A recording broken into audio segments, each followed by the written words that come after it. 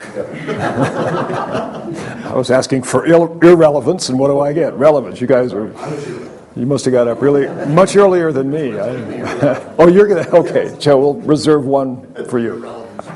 But now it's Ricardo with relevance. Yes? So, yesterday I chose to do, during the criticism exercise, to focus on my self-critic.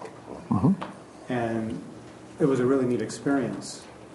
And that once I ran the film strip, that my self-critic has been running all this time. So describe this self-critic so that the group really has an understanding of it, because I think we all have one of those. Right? Well, for the most part, it's a very negative This is sort of the... self-talk. I mean, just sitting there constantly, well, you can't do this. Constant worry, constant tearing down of dreams. Just, you don't have the skill. How are you going to get that done? You can't do it. You're dumb. You're stupid. Right. I mean, just really negative stuff. So I made the film, and then I made my film. And, totally wrong. And you have some valid points, but for the most part, you're wrong. Right. And, I do have the capability to learn and be compassionate, and I'm not dumb. I think I'm going to have to run it several times to really... To educate that part. But I feel more relaxed now. I feel more open. Right. It's great to have choices in there. Yeah. So you understand what he's saying. We all have periodically an internal critic. It's our own voice. You screwed up again. Why'd you do that? That runs. And sometimes it can be really oppressive when it gets out of control. So it's not as if there's somebody out there, another person that's criticizing us. It's inside, and we're criticizing ourselves, right? And what Ricardo's saying is that, wait a minute, I got a strategy. I'm going to deal with this aspect of myself, see it over there, kind of dissociate, and run it through this pattern. That's a really generative thing to do. Well, I'm thinking I'd kind of like to teach it. Yeah. Something else. Exactly. And this is exactly how, right? You begin to educate it in giving you high-quality, relevant feedback, right? Yeah.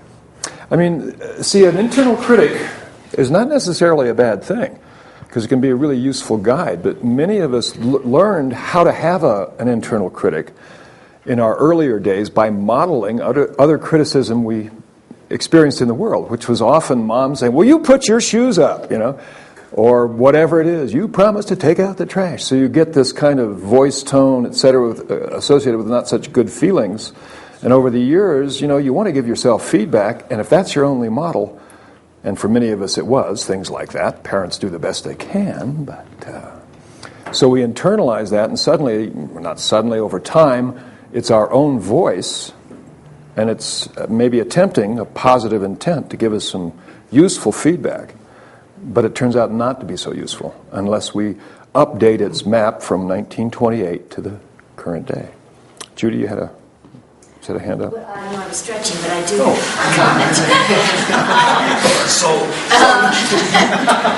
I don't know whether anybody else is at this place. I'm feeling overwhelmed. Doing fine.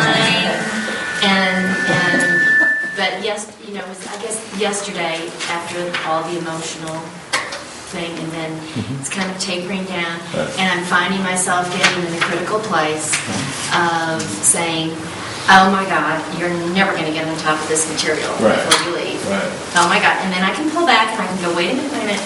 You're the tortoise, not the hare. You know that about yourself. With practice and processing, you will get on top of this. You weren't the Olympic skier the first day you were put on skis. It's all a process, and I can relieve the pressure that way. Right. But physically, I'm feeling like, a little bit zombie-like. Right. And I don't know whether anybody else in here is feeling that way or not. Do you have any other takers on that kind of thing? Yeah, I feel great. Yeah. It's kind of like your head's so full of NLP, you're walking like this, and you don't want it to kind of pour out sloshing around very carefully, man. I've got about this much room today, I can put one more little piece. Well, it may be time to change our plan for today and do something else, because I had Can I share something with her? Sure. I was so overstimulated with NLP, I could not sleep. I finally decided to put everything under a blanket, but they would come out from different corners. And then I thought, It's like a quality blanket over. and then I said, no, you have to go in a box, and I was like, And I locked everything, and I slept. But the next day I told Matt, and he told me something interesting. He said, did you open the lock? Oh, that's a good idea. That's good. There's an old Zen saying I like when I get into that state, which I get into periodically myself. And the saying goes, if you want to control your sheep and goats, give them a very large meadow to play in. Right? And sometimes, this thing of understanding is kind of like a corral. It's kind of like a fence. You fence in knowledge or understanding with boundaries. Okay, do I understand it is the boundary, right? And stuff keeps coming at you. More goats, more sheep, so you keep putting them in, and pretty soon everything's in there getting kind of crowded. So if you really want to control them, you do it through giving them plenty of room to play, right? Expanding the... Which is, you're not going to get it all right now. You've got 2 more weeks. Right. You will be getting more material, but you have an entire year to practice this. Exactly. It's not going to be perfect. Yes, I've been doing this 20 years. And this morning with my coffee on the back deck, I'm reading through the handouts, the manual, tuning up the conscious mind. So I think it's an appropriate thing. And you'll notice that in the course of the training, it's kind of like there are these plateaus that sometimes you're in a really excellent learning state, wonderfully resourceful. Whatever it is you're learning is just making complete sense, and it's just great. A couple of days, and then it's like, wow, you're making links and coordinating all this information and integrating. It's like it's getting a little heavy, and then you reach a kind of a plateau. It's kind of a crescendo, and then the thing expands again. So, Then the self-critic is in there. Right. At some point, going, why can't you get on top of this material? Mm-hmm. Why didn't you do this 15 years ago? Your brain's slowed down, and then the competitiveness kicks in, and then I have to go, whoa, it's just about here, and ignore all the other stuff. That's what Right. you're doing for yourself. right. But there is that critic that comes in there that you have to box off and decide. I wonder if everybody else is getting this a lot faster. We're sisters. Time for group mind. I think when we do some modalities, you'll be able to change that critic to sound like Mickey Mouse. I got Mickey Mouse in there. That's like, silly fool, what are you doing? Minnie knows better than you do, come on. What's the experience of some others? Who's feeling like really energized and great, ready to learn? Yeah, you are. That's great. It's about half and half. Okay. Those energized folks, get together with the other guys, for about an hour, come back, and we'll... Joe. I have a question about your discussion with Ricardo. We touched on it briefly on the deck yesterday when you were mentioning about that you were going to bring this up this morning. Right. And to me, splitting the inner voice, particularly the critical inner voice, is a challenge. It's 3. Bless you. God bless you. That was a nice split. Yeah. Right. Oh,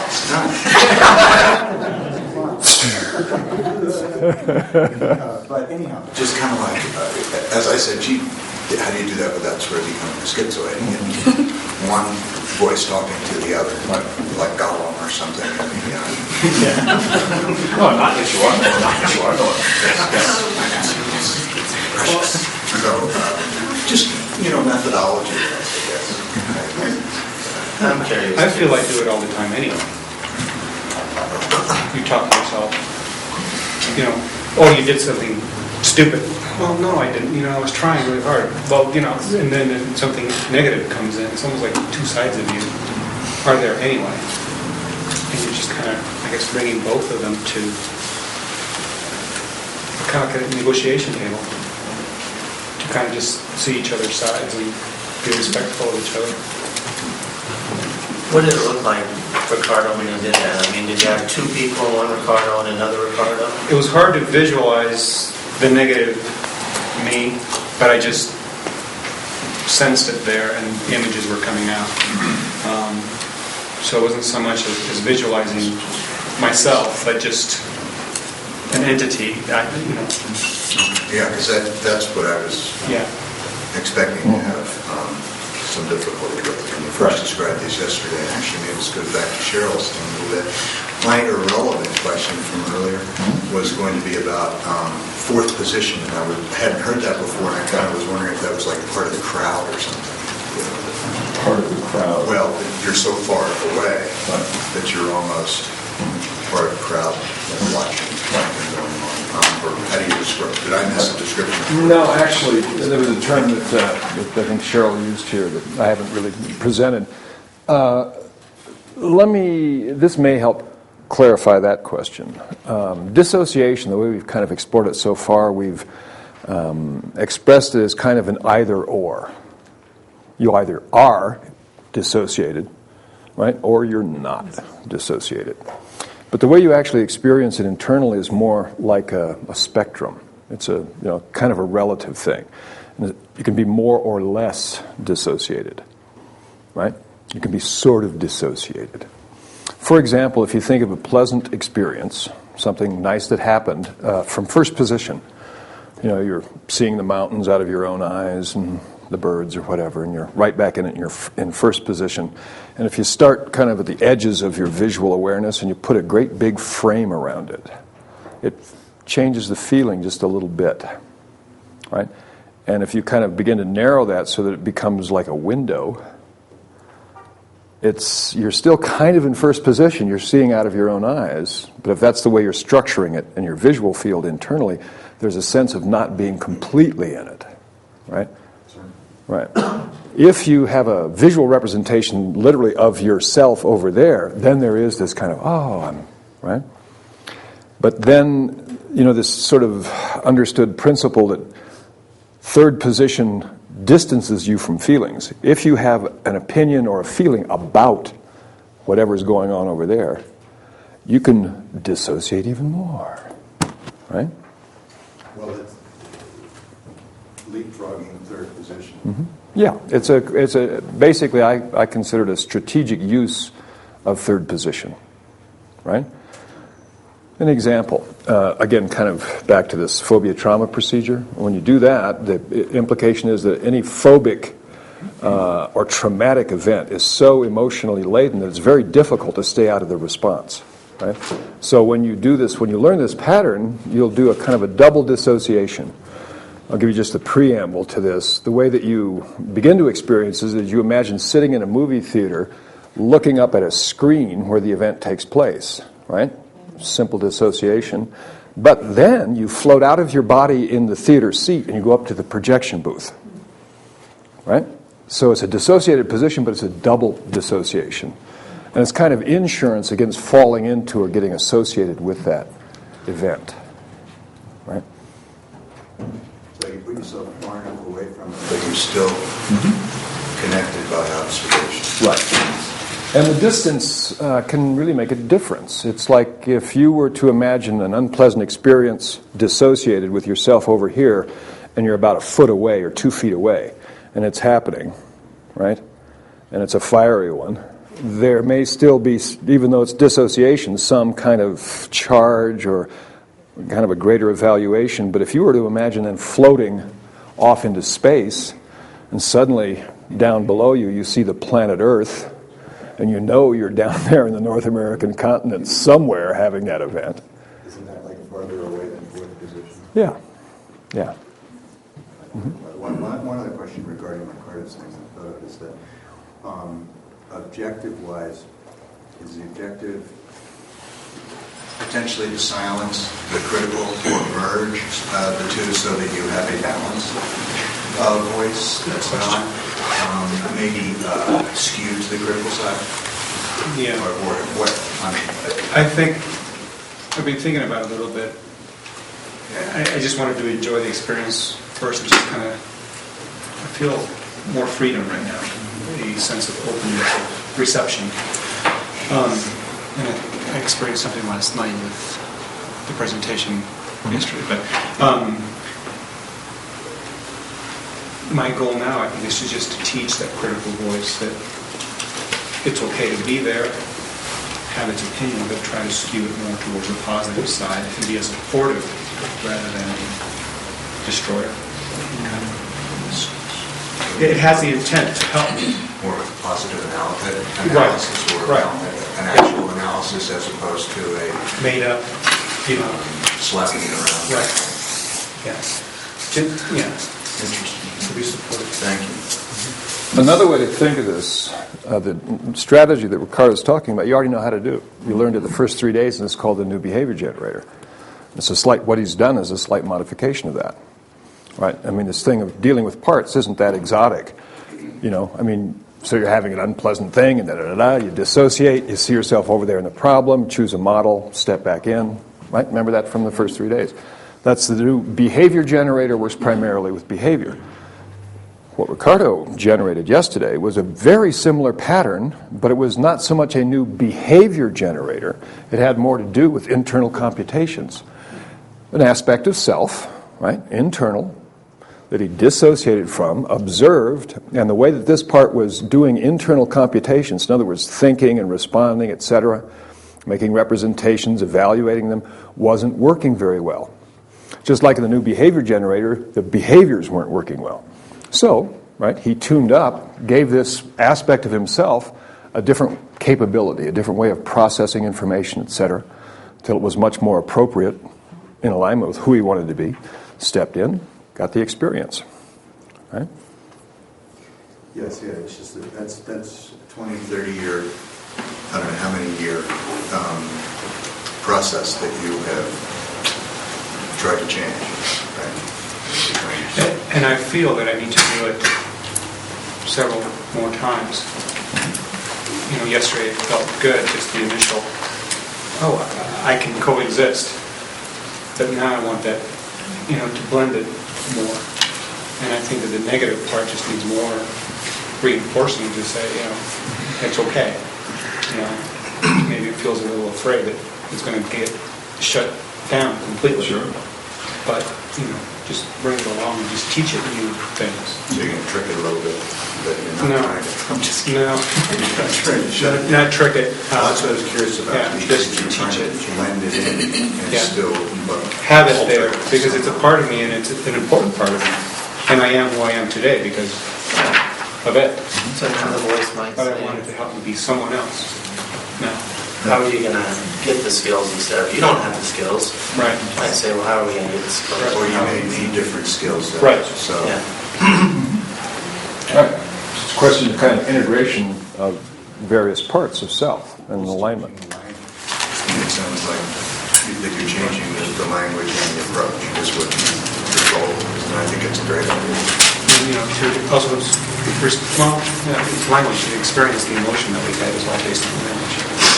So, we're trying to tone down the emotions of this Emotional reaction as well. Well, yeah, and think about, all of us have aspects of ourselves that we just don't like. Do we not? Is there anyone in this room that's just totally suffused with self-love and acceptance? Because I like to periodically, Judy. Don't we all periodically, according to our own standards or whatever, screw up? Whether it's internal or some behavior or whatever, and then we beat ourselves up a bit. Geez, I wish I hadn't done that. So, part of what our evolution is about is acknowledging that, learning from that, right? Finding out what the intention of that part was. See, the critical, self-critical part, as I was saying, that all of us have, behind every behavior is a positive intent. Even the behavior of parts internally, a critical voice, can have a very positive intent. It's simply the way that they're attempting to achieve it is not working. So this kind of tune-up and the way that Ricardo's developed his strategy is really intelligent. So it's kind of, I mean, when I see this going on in training, it really is gratifying because it's a mark of sort of learning NLP to learn NLP, or doing NLP to learn NLP, a real internalization of the pattern, right? And actually, it anticipates some of the things you get into next week with parts integration, where you deal with various aspects or parts of self, and how do you go about integrating those, and honoring their positive intention and like that. Other commentary about this. Everybody have at least an idea of how you might do this yourselves with an internal critical voice, right? Kind of modeled after the criticism strategy that we were exploring yesterday. Yeah. Okay. What else about the criticism strategy? We didn't really have time and opportunity to discuss it at length at the end of the day. Monet? It's similar to what they were saying over here.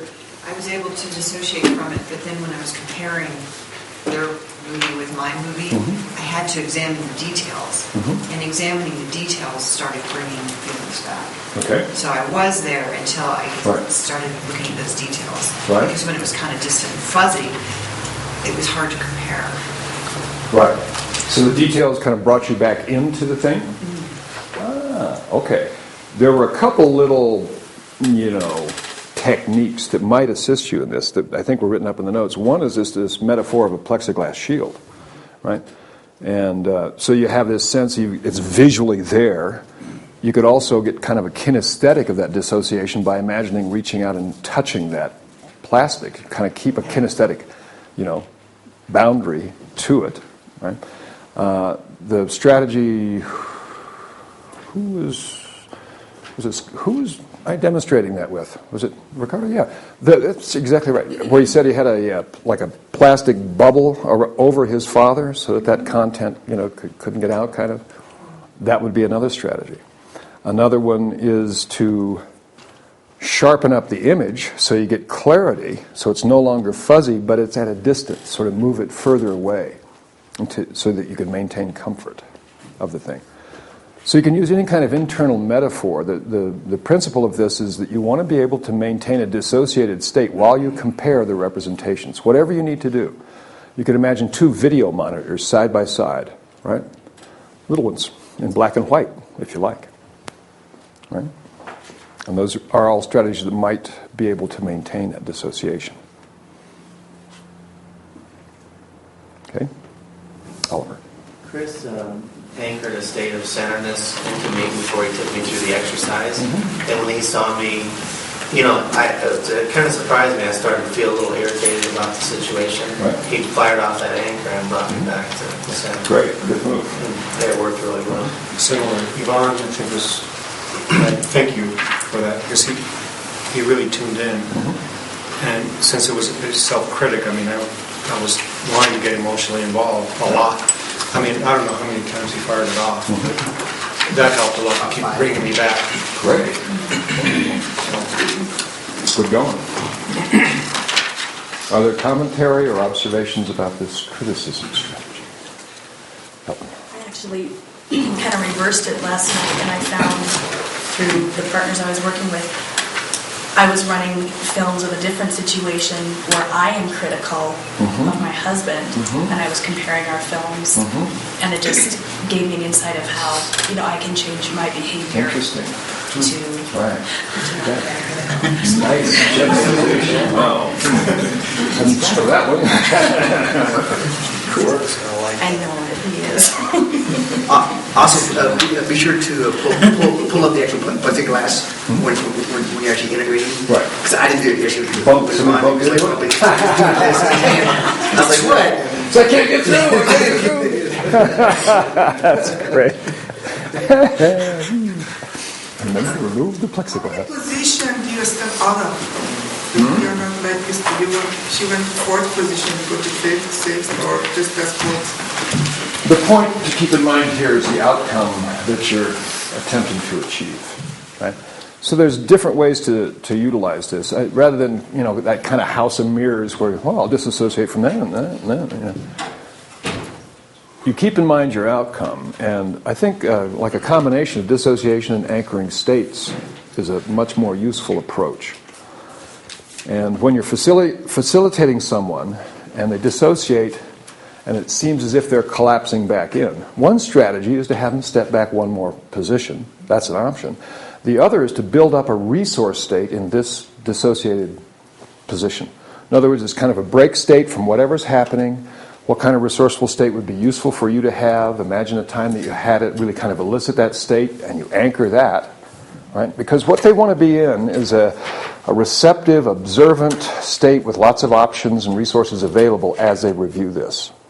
So you can anchor in sort of a concomitant or a stance, a resource stance that they take in observer position, right? I think that combination of dissociation and anchoring some resource state in the dissociated position is the most useful way to go.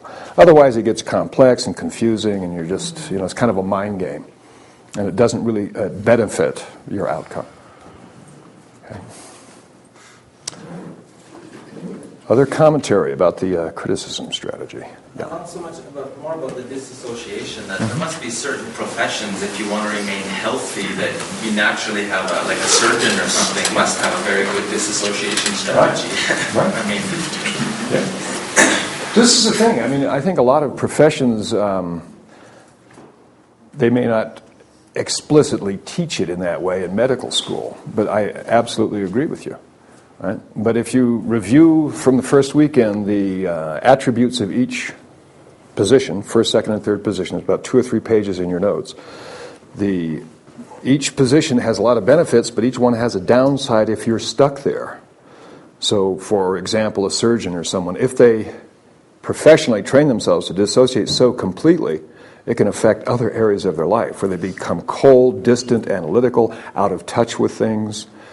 I mean, you kind of wonder about things like suicide rates amongst medical professionals like doctors and dentists, and how is that related to their characteristic strategies, and just, Or certain people that, can hurt others right. and not feel anything, and I wonder how much they, literally because they disassociated and they're not into that at all, that they're able to do something. Absolutely. It becomes a fascinating thing once you learn these principles, because then it begins to, exactly what you're doing, generalize your thinking about other areas of life. Consider a soldier, right?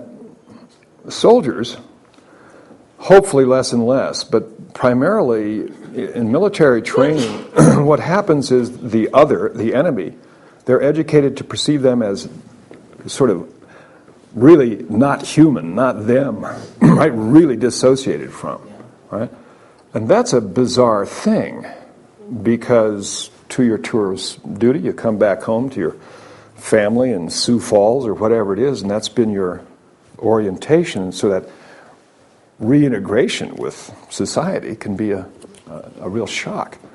So you get things like domestic violence, often with returning service personnel, and you think, rather than just kind of reading it in the papers, you begin to understand what's happening possibly for them subjectively, what their lives have really been like, and what kind of approaches you could take to help integrate them, right? Do they use NLP in things like post-traumatic Absolutely. stress? You And bet. it's considered really now a tool to Yeah. be able to Yeah. integrate the mechanism? Well, my feeling is it certainly isn't as articulated as it could be in the therapeutic community. But yeah, I mean, a lot of practitioners that I know, counselors, myself included, have worked with PTSD situations, and it's great, because those things, unless they're dealt with effectively, can last a lifetime, affect a person's life. All right. I think what I'm going to do is the following. I want you to put your notebooks down and relax.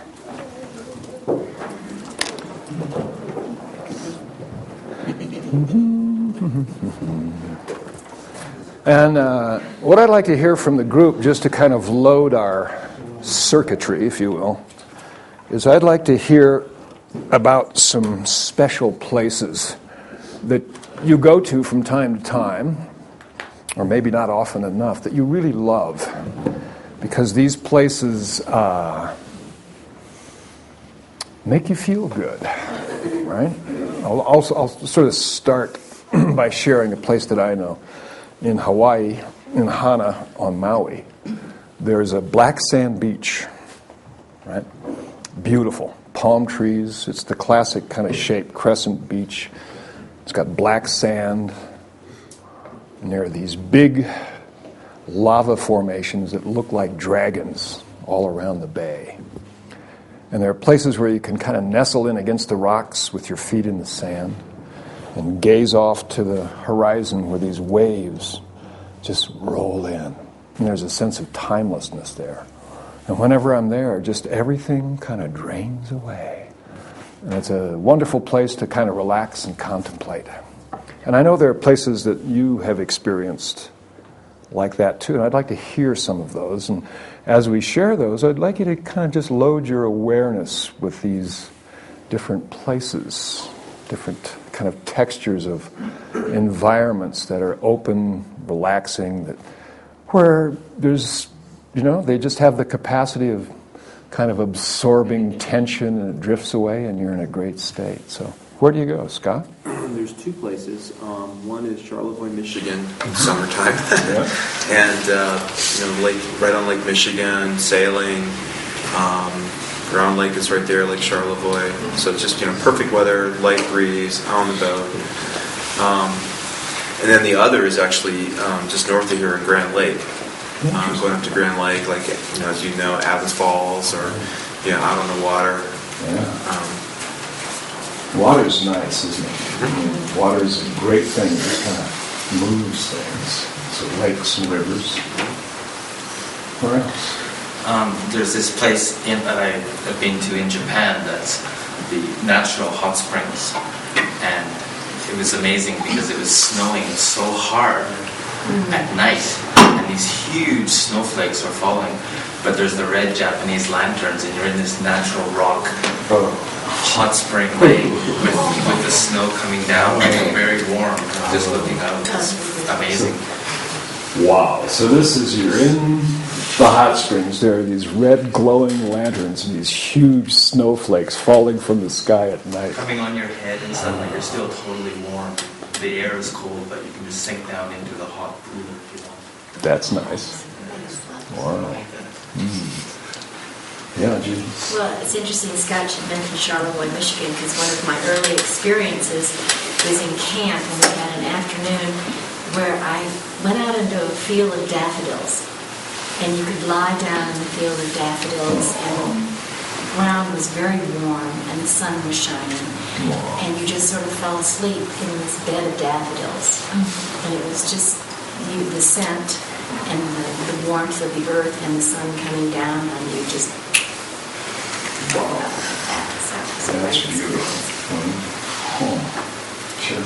Well, there's a beach up in the Portland area called Agate Beach, and if you get there at the right time in the evening to watch the sunset, there's these two huge rock formations to the left as you stand on the beach facing the west, and they're in the shape of lovers, nose to nose.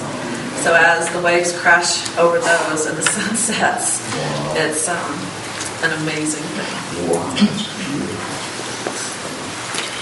There's Bahrain an island, so the sea all over, but there's certain point, and luckily enough, it is close to my house, so I just go walking. And really what I enjoy to go very early morning with sunrise. And there's a lot of bird, even immigrant bird, not like from Bahrain. And they just come in groups, and I'm sitting watching them as they are doing some, show or whatever. And the sun, when the sun rise, and the water in front of me, it is really very beautiful. Wow. It's just like the flight of birds all around. Birds and the sunrise and the water, sound of the water. It is close to my house, so I just go very often actually, in early morning. I have two places, and I don't go there, but I go there in my mind. One is the field at night when I was a little girl in a village high up on the mountains, and I lay down there in the grass and smell a smell of freshly cut wheat and look at the stars, and there are so many stars, there's almost no dark place, and something is always moving there. I just smell this, it's fresh, and I can lay down just all my body to the ground, to the grass, and breathe it. It's one place. And another one I visited a year ago in Costa Rica, Tamarindo Beach. In the morning, it's just a feeling of tranquility, totally connection from the sky to the earth. Just a place that I just been born, that it's my place. Wow. So I go there often too, on the stones. Beautiful. Okay, I have another one. Right here in Winter Park, you can take the snowmobiles up to the highest peaks here, and it is so quiet. It's almost deafening. And beneath you are all the peaks of the other mountains, and the clouds are beneath you, and you're light years above the tree line. There are no trees. There's no vegetation. It's just you and the snow. And when it starts to snow, you can hear it because it's so quiet. And it sounds like crystals hitting the ground. It's very sensory. Beautiful. Well, we all have these places, right? And they live within us. And when we go there physically, we're very fortunate. And yet we don't even have to go there physically. We can allow ourselves in our mind to simply be there. And when we do, we feel differently. So I'd like you, wherever that place may be for you, I want you to just choose one of those places. By the river, the lake, looking at the stars, in the hot tub. And just let yourself relax there for a moment.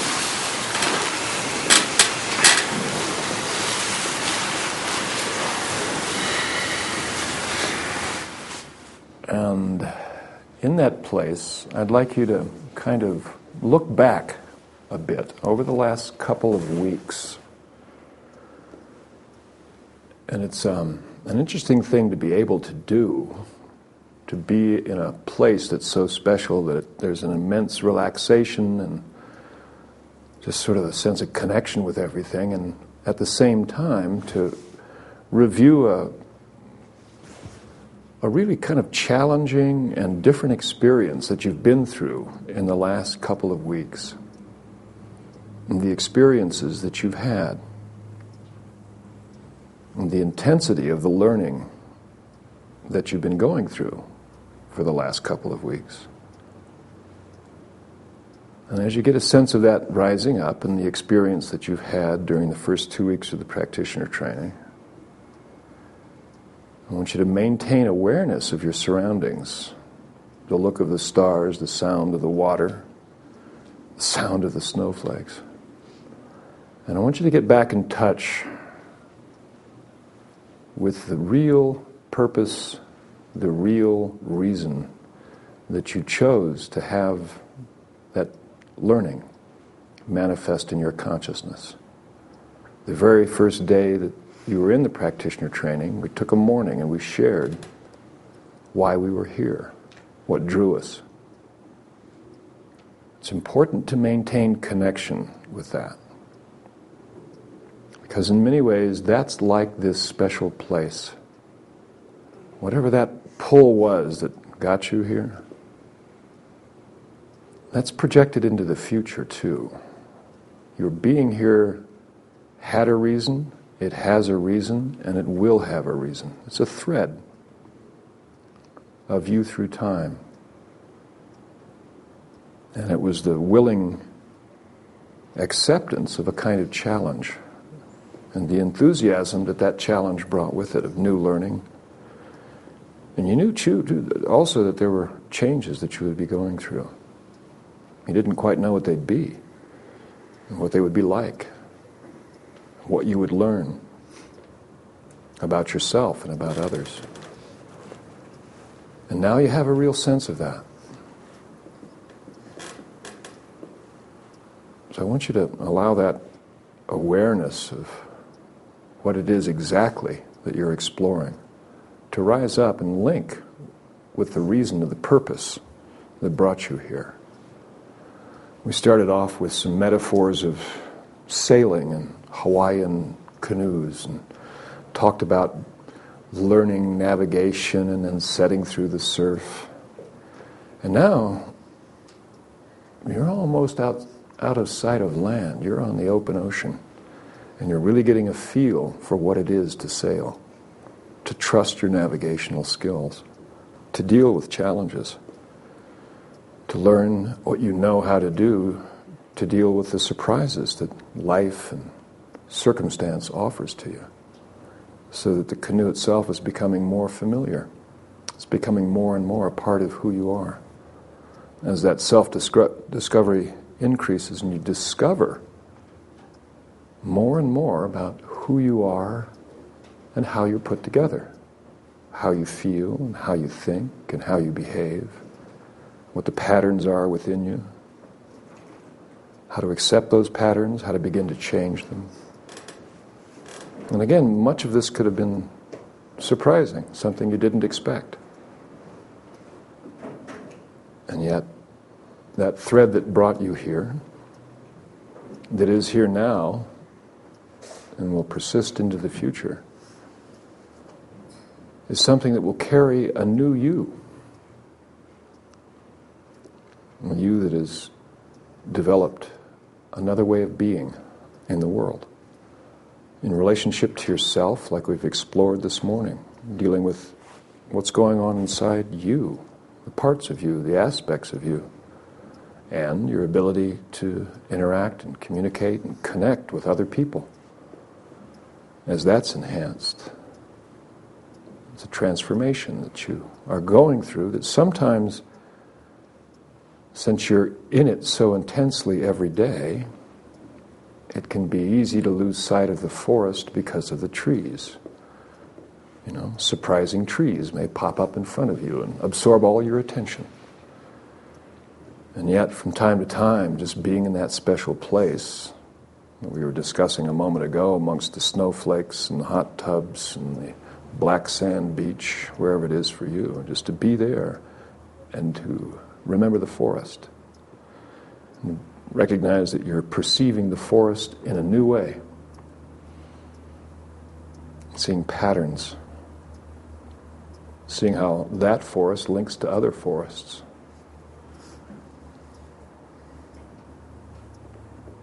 So just let that all kind of settle in. And as I was saying in response to what Judy was talking about the intensity that rises up from time to time, with these sheep and goats of learning, these new things that have come to your mind and your emotional state and your body, rather than trying to contain them within the boundaries of learning or full understanding, simply expand a bit. Give them a big meadow to play in. It's exactly what they should be doing now. So you can kind of relax the mind, relax the need to know and understand completely, to allow those sheep and goats of learning more room to interact, to play, to explore. So make those internal arrangements with yourself. Remember what brought you here. And remember that even in the most intense times, and there will be and there have been intense times in this room for you, even in the midst of the most intense times, that special place and everything it means is available to you at any moment. And your well-being and comfort and your being in a state of openness and receptivity to learning is the most important thing in this room. Even if it means that from time to time you need to step outside the room, look at the mountains, feel the wind, look at these beautiful flowers outside. Breathe deeply, expand the field for your sheep and goats. And relax that sort of tight clench on learning just a bit to allow the learning to simply take place. So have a sense of making those internal arrangements with yourself. Realize that it's Thursday. Tomorrow is Friday. For some of you, this means a great journey. For others, it means a weekend and 2 days off. There's always something to look forward to. And often, the thing that there is to look forward to is not outside you, it's within you. So just know that you have the capacity, as we were talking with Maya yesterday, energy flows where attention goes. Right? And you have the capacity to put your attention wherever you choose. So with that awareness, just allow yourself to kind of drift back into the room here. I think we'll take a 12-minute and 47-second break and then return.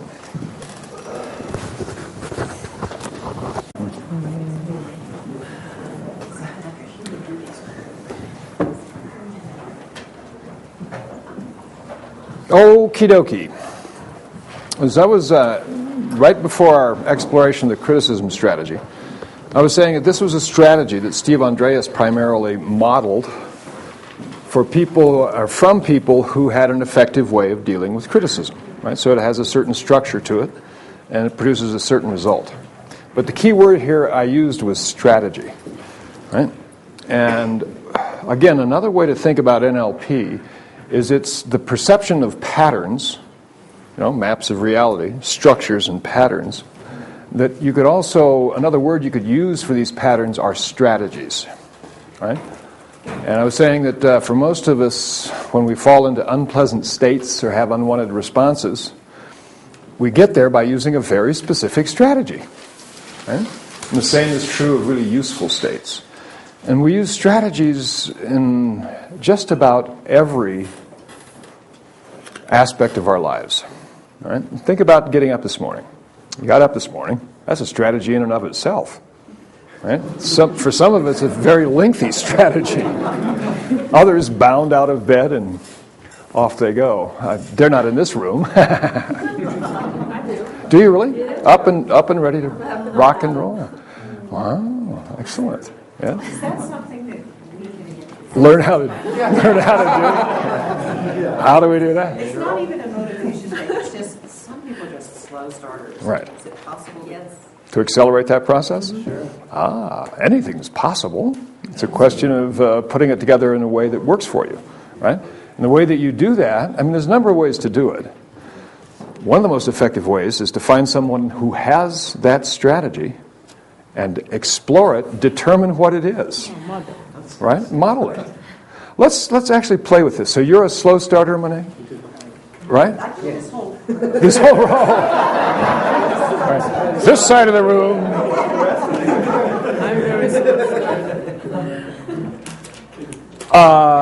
Why don't and Cheryl, you're up and Fully awake, fully alive, fully ready to go. ready to rock and roll.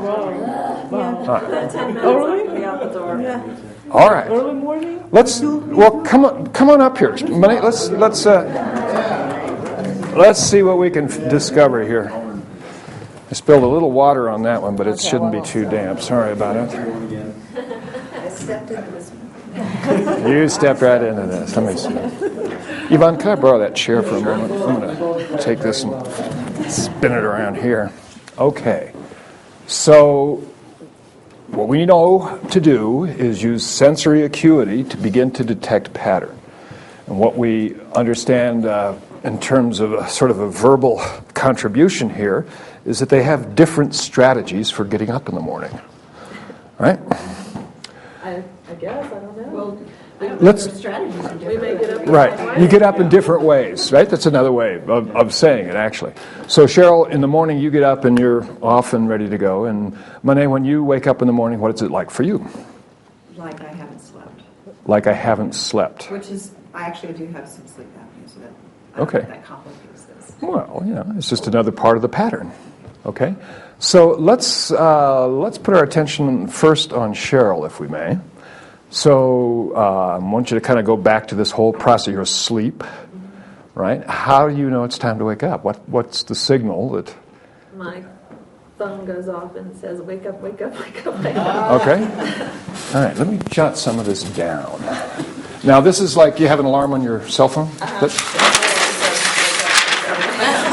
Great. So the cue that initiates this strategy, right? The cue is what? Wake up. Right. Okay. And what is that? Auditory. Auditory. Right. So it's actually auditory digital. It's spoken words saying, "Wake up, wake up, wake up." But you don't wake up sometime before it? Because I do have the same, but I just come, I wake up I do wake up a lot before. Yeah, before it, yeah. Okay, we'll track on this one first, and then we'll explore the one where she wakes up before the phone. So the phone says, "Wake up, wake up, wake up." Then what do? I get out of bed, take a shower, get dressed, and go. And this is when you're eliciting strategies, right? Because particularly if it's an effective and streamlined strategy and works, it is generally really out of awareness, out of consciousness. So you get this quick report. "Oh, I hear it. Get up and I'm gone." Right? But there's a whole bunch of stuff that's going on in there between hearing it and actually getting out the door. All right. So so what I'd like you to do is slow it down a bit. Right, there you are, and you're in this kind of altered state. You're asleep, and you hear. All right, and then the next thing that you're aware of doing is what? I turn it off. Okay, so you reach over. Well, I sleep with it under my pillow. Okay, so it's under your pillow.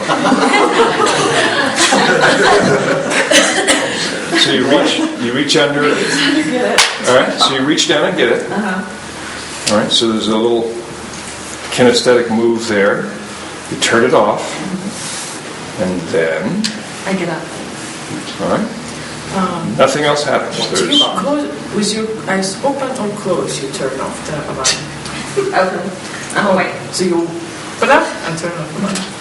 Okay. So your eyes open as soon as you hear it, and are you aware of the room? All right.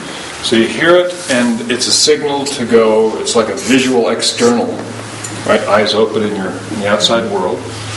Then there's kind of a small chunk here. There's a kinesthetic move, right? The arm goes around under the pillow and shuts it off. All right? And you've got it shut off. Your eyes are open. All right? I want you to be in that moment right after you've shut it off. And then what happens? I run my agenda. You run your agenda. And how do you run your agenda? So check it out.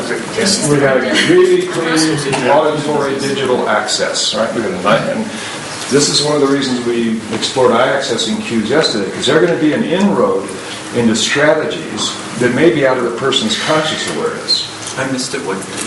She said she runs her agenda, and her eyes, boom, go down to auditory, and then boom.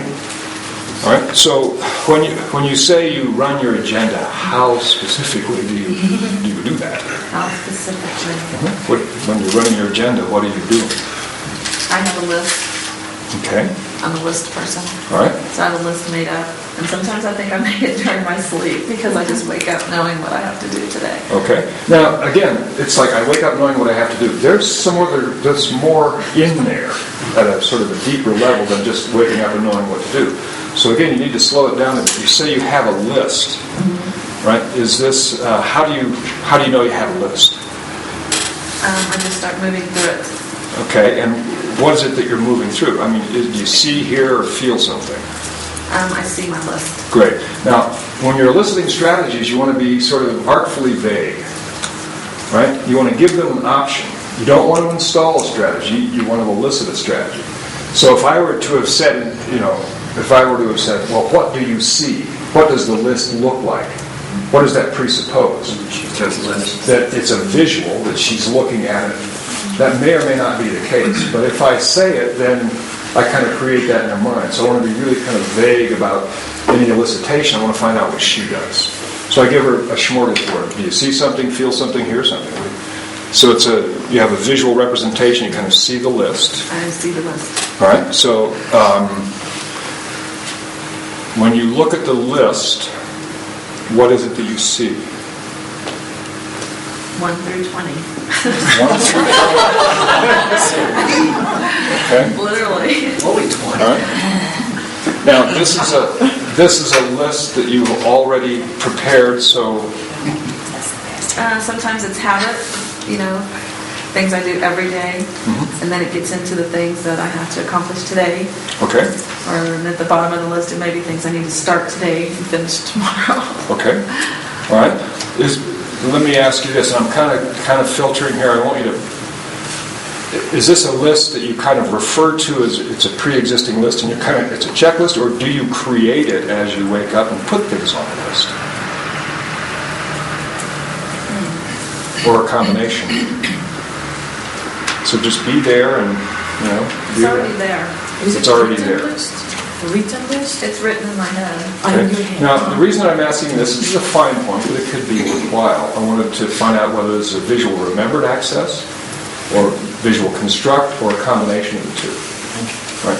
And as she checks it out, she says it's already there. Right? So, tentatively, we'll put down that it's a visual remembered. Now she visually sees this remembered list. You look at the list, and then what do you do? I start checking them off. Okay, and when you say you start checking them off, what leads you to put a check mark by an item? Why do you put a check mark by an item? I completed that.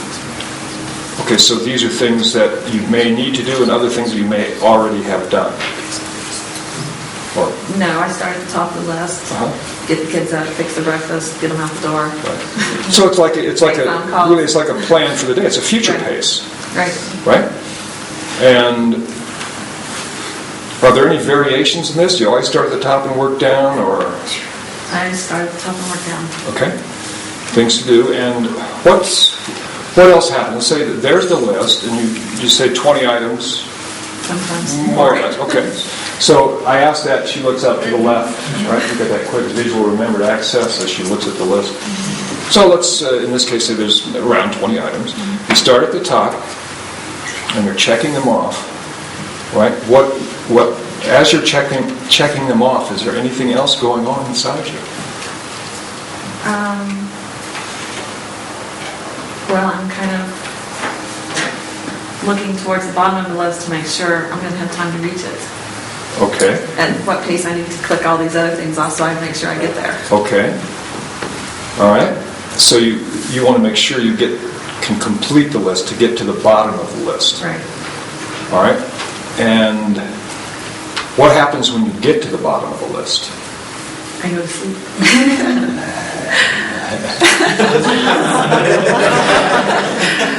What happens if you don't get to the bottom of the list? I do. You do. I do. All right. And so this is something that you're kind of rehearsing before you rise. Is that right? Rehearsing? Well, I'm saying let me backtrack what we've got so far. We've got the phone goes off and says, get up, get up, get up. Then your eyes open and you look at the outside world. Right. Or, you're in the room. And then there's a little kinesthetic movement as you reach behind to shut off the phone. Right. And then you kind of review the list. You check out the list. There may be like 20 items on it. You kind of sequence it. You go through and you put check marks by them. Right. What's coming up? This needs to be Well, done. they actually disappear. Okay. Interesting. The list just gets shorter. The list just gets shorter and shorter. Shorter and shorter. And what goes on inside you as it gets shorter? What's the difference between a really full list and one that's only got a couple items as they disappear? Any difference? Well, the bottom of the list is the things I want to do.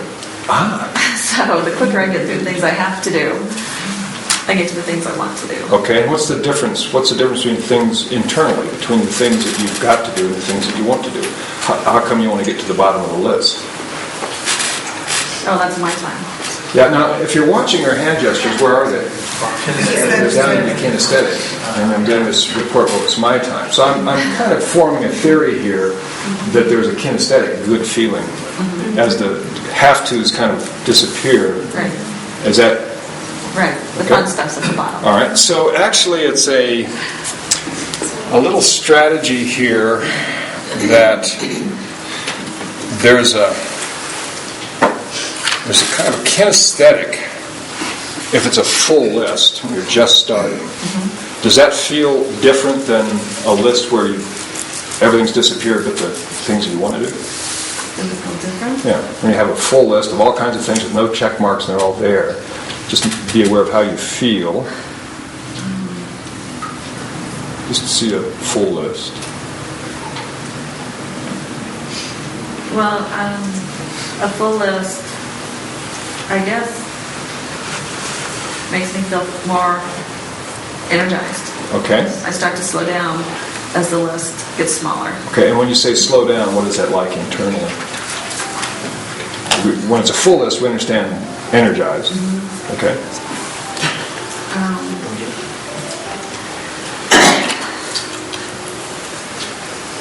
Slow down. Okay. I mean, I Slow down. physically move slower. Okay. Great. I'm slowed down. Okay. All right. So this is a loop in the strategy here, right? This is a loop in the strategy. That the first time she sees the list and there's 20 items, there's a kinesthetic that's energized. So we could say some pluses here or something. And then she cycles back around and one of these kind of disappears, right? And there's this sense of slowing down. Each time she cycles back, looks at the list, right? Makes a check mark, it disappears from here. This feeling changes, right? Becomes more slowed down until she cycles through it to where she hits the final one at the bottom of the list. And then what happens? When everything's off the list, I usually go to sleep. Okay. Now, I want to be clear about this. This is when you're reviewing this list, right, and the things to do for the day, where are you in space? I mean, physically, where are you? Where am I? I'm here. I'm getting into the shower. I'm here in the moment. Okay. So when you say at the end you go to sleep, you go back to bed or what? Yeah, my day's finished. So you actually... I got through my list. So... It's usually 3 a.m. I go to bed. Does it expand? Say again? I'm curious if the list expands during the day. Yeah, hang on. This list, as I understand, let me backtrack because I'm not sure I've got the sequence here. The list is something you do like as you're waking up. Right? It's there when I wake up. It's there when you wake up. Okay, and then the checking off of the things, is this something when you actually go through the world and you do them and check them off? Right. Okay, so you wake up and you see 20 items on the list and you feel energized. Right. Right? Because you know that there are these things to do and then at the end they're your time, etc. And then your day is a sequence of disappearing or checking things off the list. And that occupies the entire day. Right. Okay, so this is what I was confused about. Right. Whether this is a real-time activity or something that she was doing in her head. So what actually gets her out of bed, this little strategy here is what she does during the day. It's not so much about, this isn't so much about getting up. This visual, remembered of the list, right, gives rise to this kinesthetic, right, energy. Where's the audio digital there? Is that her reading the list off? This one is the phone ring, right? Wow. You can, if you wanted to, kind of codify it even. I think the first time she mentioned a list, her eyes went to audio digital. Right, and that was so. As you're looking at the list, are you reading off the list? Kind of. I mean, right. So we could put a little auditory digital in here. It's like she's looking at the list when she's reading it, right? And then she looks at it, she reads it, she sees the 20 things. And that, as she sees those, that gives rise to a kinesthetic feeling of energy. Right. Right. And then that's the thing that basically gets your feet on the floor out of the bed, and then you start checking these off in real time. Right. Question. Yeah. Remembering the happy face yesterday, audio digital, said words or spoken words or written. Written. Just like when you're reading them. So right? not necessarily visually remember. Well, actually, it's two, right? Here's, let me go through the sequence we got so far. Phone rings, right. Her eyes open, she goes external. Then she visually remembers this list, so she's seeing a list. Then there's this little thing where she's reading off the list. And as she reads it off, and it comes up to 20, as she's reading it kind of amps up this feeling of energy when it hits 20. And that energy of these things to do during the day, as she's reviewing this list, right, gets her out of bed. What if there are only 2 things on the list? There's never 2 things. Interesting. I have 4 kids. Well, that explains it. That'll get you out of bed And every morning. business and Right. Okay. All right. So, are there ever any variations in this? Do you ever like roll over and sleep late and forget about it, or? sleep late. That's another one. No. Okay. Great. I mean, there's been a couple of times. Is it happens sometimes that when you wake up and you see your list, you know that today is going to happen something that will tremendously expand your list? Oh, sure. And how do you deal with that? Because that makes me sometimes terrified. And I don't want to wake up at all. I should pull up a chair here. So like if something comes up in the middle of the day, Yeah, because and I know that- it's going to be there. Yeah, because I know in the middle of the day my list can spend up to the 40 points. Right, I well, don't then I know know that's going to take off from the bottom of the list. How are you doing that? Well, I'm not going to have my time down here, so anything I wanted to do disappears. So you keep a space And the open. have to list expands. Okay, so when you wake up and see your list, you have some space there for unexpected events. Do you? No, No. just the fun things drop off if unexpected have-to things come up. Right. Now let's be clear about also the kinds of questions we're asking. Right. Originally, our intent was to elicit a strategy for waking up. Right. And the question that Maya just asked is a good question. Right. But it's not about a strategy for waking up. It's more like a motivation or adjustment kind of strategy sometime during the course of the day. And what I'm saying is everything that you do during the course of the day, behind it is an unconscious or an embedded strategy. So we've got her out of bed. I think we've got it. Right, we've got her out of bed, and this would definitely work. Is that? Yeah, sure. You try it on for yourself. There's a logic to it, and it makes sense. Now we could take her day. We could take each item on that list and determine the strategy. Right? We could elicit the strategy for the decision that she makes for what to wear, and it's going to have a string of auditory, visual, kinesthetic sequence that she chooses what to wear and what to cook for breakfast and how to dress the kids and all of those items on the list is going to have a little strategy underneath it, right? So what I'm saying is that strategies are kind of this deep substrata of everything you do, and they're primarily unconscious. You very seldom start even thinking about your strategies of how you do something, unless they kind of break down and they don't quite work as well as you want, and then you kind of begin to explore it. So what we're going to do is investigate ways to do that very specifically. Michelle. Now, right after the VR, you only have the K. I have a little auditory digital right here. That's when she's reading the list. That's okay. So that's when she's reading the list. Well, let's assume that the list contains going to work, or preparing a meal, or And it might, diabetic right? preparing multiple things every morning. Sure. You've also got a lot of things in there that have to rely upon the I guess VR or the VC. So I don't know if it's quite as simple as just that little cyclic. For Cheryl, it seems to be. Right? That's what works for me. That's what works for her. For you, it may not be the same strategy, or you may have other pieces in there. Does that make sense? When you zip through your list, do you see an image of stuff that you're doing when you read it? I'm a notorious multitasker, so I can do like numbers 1 through 6 at the same time. That's a mother of four. Okay, so let's put a little bookmark in this. Are we in agreement that we have a pretty good working model of how she gets up, which was our intention in the first place? All right? Before we ask any questions, let's get a counterexample to this from Monet, who says, well, that's not the way I work. So what happens for you in the morning, Monet? Sleep and then what? Eyes go up to the left, a quick visual remembered access. Okay, we've got that. Most typically when I wake up,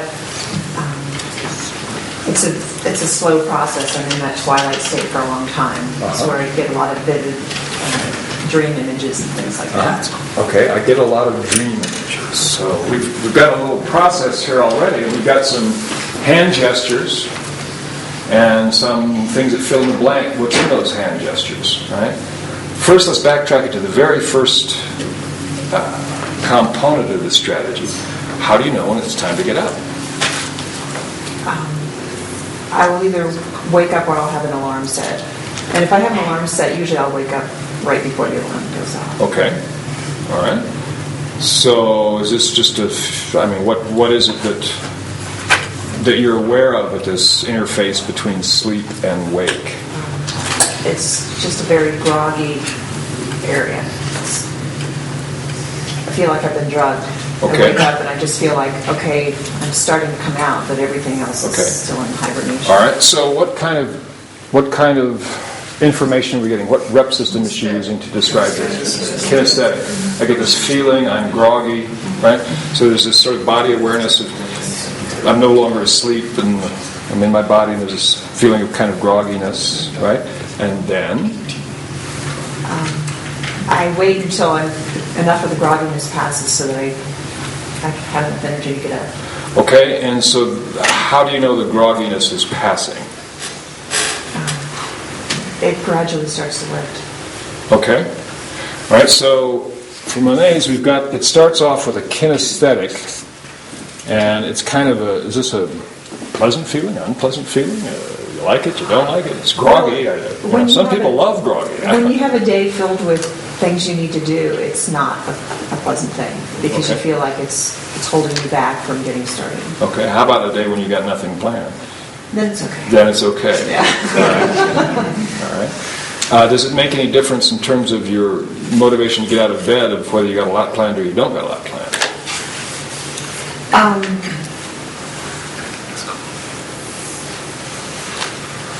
I don't.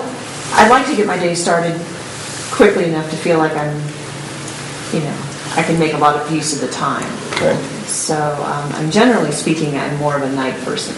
Okay. So it's like about the time people are mostly getting off work. If it's 5 o'clock, it's like from 5 to 3. I'm probably my most productive. Okay. But in order to maintain harmony in the house, I tend to go to sleep when my husband goes to sleep, which might not be normally when I would want to. So then when I start waking up in the morning, it's just... Okay.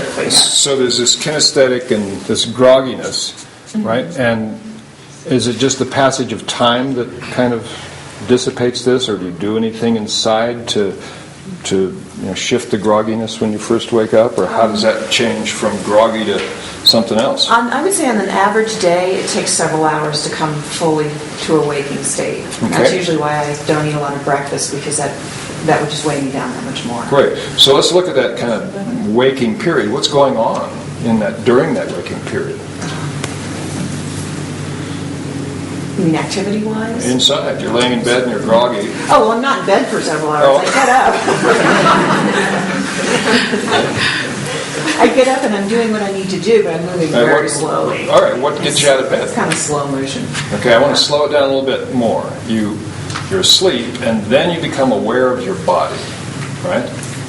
And that's the first thing that you're aware of is, I'm in my body and I'm feeling just a little groggy. Then what do you do? Well, honestly, the first thing that gets me out of bed is needing to go to the restroom. Great. So that's a great motivation. Great. So this kinesthetic has got another kinesthetic called, time to pee. Secret NLP code. So all right. Biological. All right. So you get up, you do that, and then what do you do? Are you off and running? Do you go back to bed? Do you look for? What happens? It depends on what time I've actually waked up. Okay. If I wake up, because I don't always wake up at the same time. If I've waked up at about, because it can be a range, and if it's really early and I don't need to get up to make breakfast yet, then I may go back to bed just to be together for a while. Or if it's closer to when I need to start doing something, then I'll just stay out of bed and start doing things. Okay. All right. So let's choose the one where you do have some things to do, because that's sort of a closer match to Cheryl's, I think, so we can compare them. So as you're going to the bathroom, is anything going on? I mean, it's like, is it just nothing but that kinesthetic, and then when that's complete? I'm not thinking about chores yet or anything like that. Okay, so the little word in there is yet, so I know somewhere in the strategy that does occur. I just don't know when. So you complete the task in the bathroom, and then what goes on? How's the body? Is it changed? And besides that pressure kind of thing, I mean, the grogginess, is that any different? Not really. It just takes a while. Okay, and again, is there anything that you do to, are you aware of doing anything to affect the grogginess, or is it the passage of time? Well, usually I'll then go out to the kitchen and I'll make tea or start making breakfast. And I do find that one of the things that helps distract me from the grogginess is turning on the television, the noises. All right. So it's kind of like the grogginess stuff here is still there, and in it there's this sort of time passage. As time passes, you get less groggy, just sort of naturally. Right. And often a component of the strategy to really awaken is that you go here and you've got some visual external and auditory external from the TV input. And that affects the kinesthetic by making it even less. Okay? And then, so say you've turned on the TV and you've got that sound and the pictures or whatever, and that affects the grogginess? I think it... Or affects the way you feel? I think it does help some. I mean, the grogginess still takes its natural course to wear off, but it helps to distract me, and it gives me something else to focus on as it's lifting. Okay. And then... And I do have my lists. Okay, and then you'd like to move on to a list? My lists are written down. I've got several, but I don't generally go through them in the morning when I wake up in the same way that you do. It's like I'll get up, and then when I go out, then I'll kind of look at how I've planned out. Okay. At what point do you have a sense of being fully awake and in the day?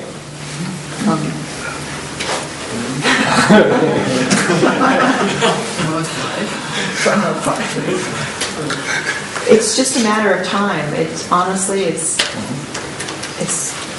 like watching a sunrise. It doesn't.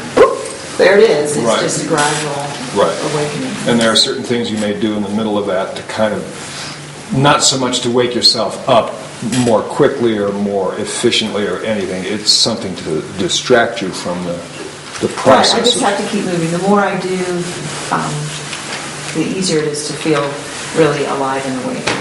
Okay, great. So one of the things that you do is you may turn on the TV and listen to TV, and another sort of action that you may do is, begin to move around the house, right? And see things, do things, right? So this is really interesting. The primary component of Monet's strategy is this. It's very much represented kinesthetically, right? There is a corollary strategy, right, that isn't a wake-up strategy. It's a distraction strategy. It's a strategy to take her awareness away from this process, right? So she turns on the TV. She bustles around the house. This is it's linked to this, but it doesn't have anything to do with waking up. The way that she's described it so far, it's primarily a function of this, right? Which is interesting. What does that say? Time.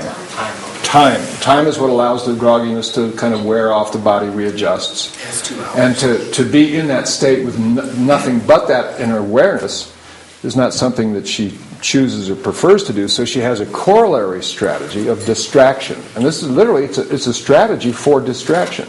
There may be things that need to be done, cook breakfast or whatever, but it also takes her awareness away from the process of waking up. Right? So it's kind of like in a sense, almost out of her control. Right? So if you compare these two, it's really interesting. Right? You got a whole bunch of kinesthetic here, and kind of the prime motivating criteria, right, is time. And there's this little distraction, addition that comes up here, which is very different from Cheryl's. Here's the alarm, opens her eyes, boom, there's the list, right?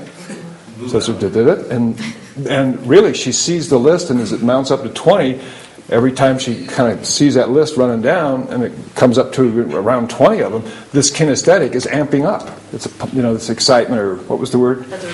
Yeah, this energy is pumping up, right? And that energy reaches a threshold and boom.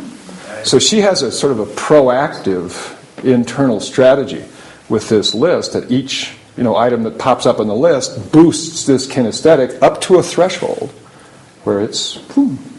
And it's pretty consistent because she has very few counterexamples with 4 kids of there's only one thing in the list, so I think I'll stay in bed. It's like, that's not it's the other end of the scale that may be the issue. Yeah. Where do beliefs come in? Because the list, Right. I sort of do a similar Right. process, because I wake up and I'm gone too, is it's not like, I need to do this, I need to get this done. Right. I mean, but if you don't have that belief, let's say she pops a list. Right. How do you integrate a belief? That Well, and gives this is, it priority? rather than beliefs, what I'd like to kind of shift is to the word criteria. Right? The criteria are generally somewhere at the beginning of the strategy. In other words, it's what the whole strategy is for. And you get those criteria by saying, why the hell get out of bed anyway? Why bother? I mean, seriously, for you, why do you get out of bed?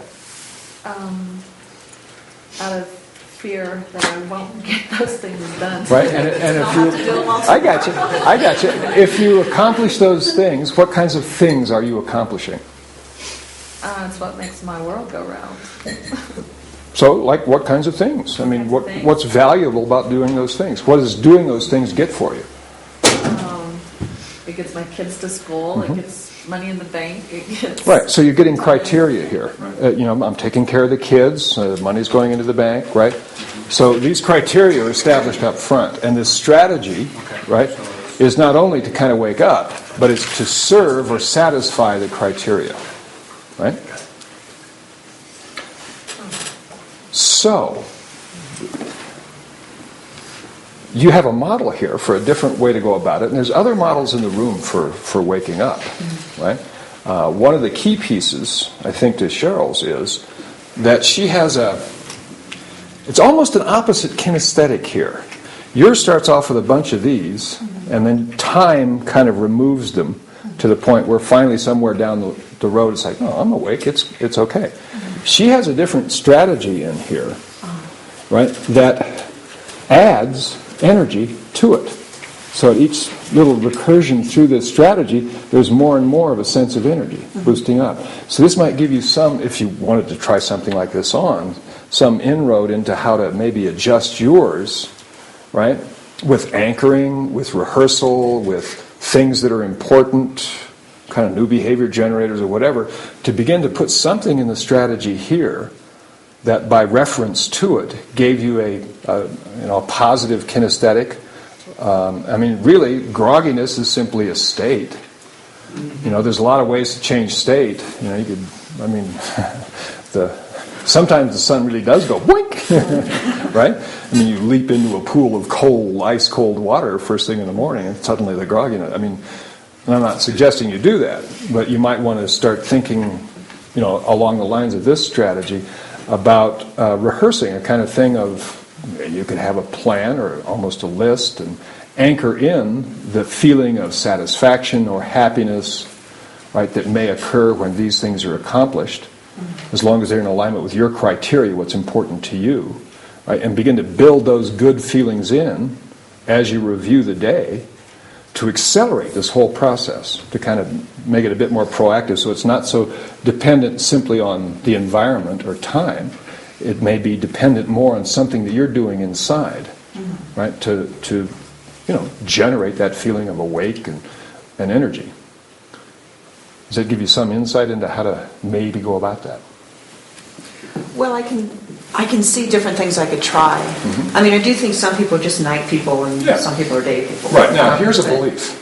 Yeah. This is not a criteria, this is a belief. I'm just a night person, that's the way my metabolism is, and that's the way Now, beliefs are powerful things, because if the belief is firmly entrenched, right, and she thinks it's, beliefs are structures of maps of reality. They're not true, they're not false. They can be based on experience or self-awareness or whatever, but they still can be just beliefs. But if the belief is I'm a night person and a slow starter, than an attempt to change a strategy, what do you think? You have to change your belief. It's kind of trying to push the river back upstream, right? So, if this were really an issue, and she really did want to change this, then it may really be appropriate to begin to work with the belief too, and build in some flexibility, but around the belief of I can be a night person if I choose to, and there are other times I might choose to be something else, and begin to explore that. Once that kind of belief or generalization begins to shift, then you can move down more into a specific kind of map across for strategies. Right? And again, it's all, this has just been kind of an elicitation so that you all begin to get an awareness that from the simplest act of cooking breakfast to getting out of bed to choosing which car to buy, which college to go to, which boyfriend or girlfriend to finally marry, a decision strategy. Everything in life has this sequence of internal and external representations to produce an outcome, right? I've tried, to not set my alarm on the weekends. Yep. And I still wake up at the same time. Yeah. And I'll lay there trying to make myself not get up or go back to sleep. Right. And I run through my mind saying, oh my God, oh my God, oh my God, oh my God. I'm not going to get That this. is not a strategy for relaxation. I'm not going to get this done, I'm not going to get that done, I'm not going to get that. Right. And so it is a totally unrelaxed state. I am a nervous wreck if I try to stay there and not get up. Right. I have to get up. Right. Do you do any part of your list the night before? I Or is do. it all I the go. Kid stuff and early work stuff is before 3, and from 3 until I go to bed 2 or 3. No, I mean, when you're going to bed at night, you were saying you wake up and it's like the list was made while you were asleep. Right. Do you have a list that you're Do you mean, creating do I physically before you make go the to list? bed the night before, or is it all something that's created while you're sleeping? Each next day's list is created probably the previous day. Because I'll get a phone call and I'll deal with tomorrow, so that goes on the list for tomorrow. Okay. Yeah, because that was the main difference I was thinking was maybe just the way I make my lists, and I have them all in a different part of the house, and I do them the day before, if not the week before, because there's all these projects that have to be completed. That maybe I'm sort of dissociating from that list. Of course. Or it's kind of like it sounds on most of your strategies, the list is complete so I can go to sleep. Right? And then you wake up during the day and the list accumulates and you satisfy it. And Cheryl, in a sense, is future pacing the list for tomorrow. Right? Which, that could be an interesting strategy for you. Yeah. Neat. Now, you see, this makes a difference here. You're watching congruence. She's exploring what other ways could I do it. And this one seems to have a little bit more resonance than just a direct map across and like that. Well, I think that motivates me to get up. Yeah. Without the list. If I didn't do there my it list is, today, right there. Sure. Yeah, if I didn't do my list today for tomorrow. Somebody snuck into your dreams and took your list, you wouldn't know what to do. Well, I said the list is complete and it's in another part of the house, so maybe I just don't want to get up and go. Right. I don't want to deal with that. Right. Well, insight. Okay. Thank you for letting us watch you decide to wake up or not.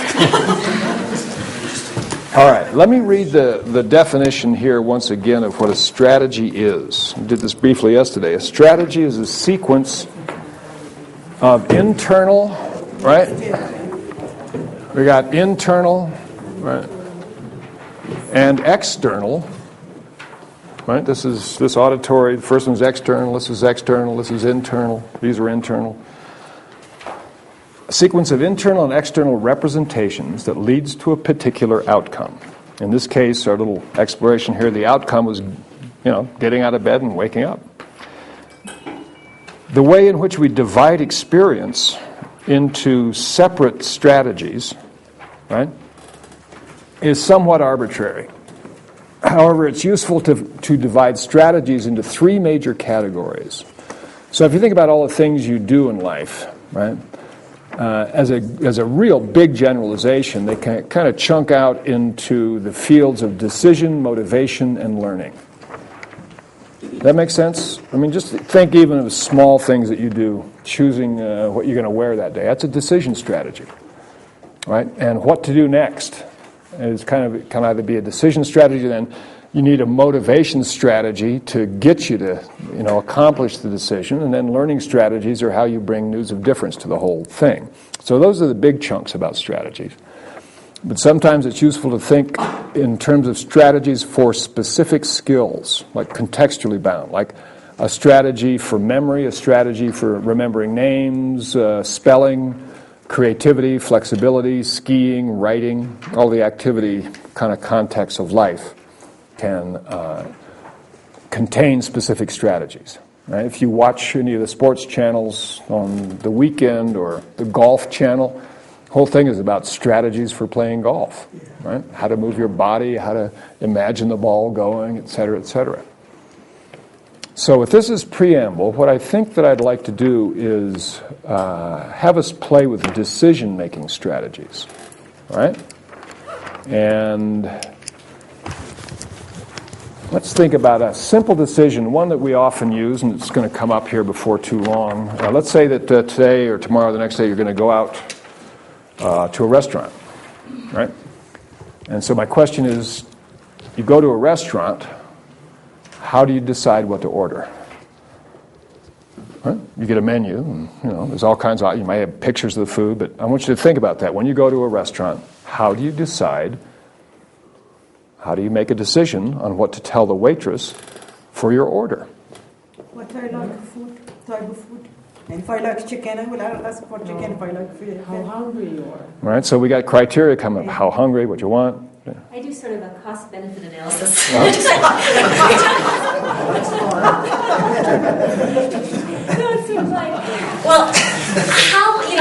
I check the prices, but if I really want something, I might let myself have it even if it's expensive. Mm-hmm. But if there's several, and I'll kind of also go by nutrition, so it kind of depends. If I really want something, I'll probably just get it. But if I don't want it that much, I'll go by the thing that's the most nutritional or the thing that costs least amount of money. Okay. And it's usually how much I want it, how much nutrition it has, how much money it costs. All right, list those again.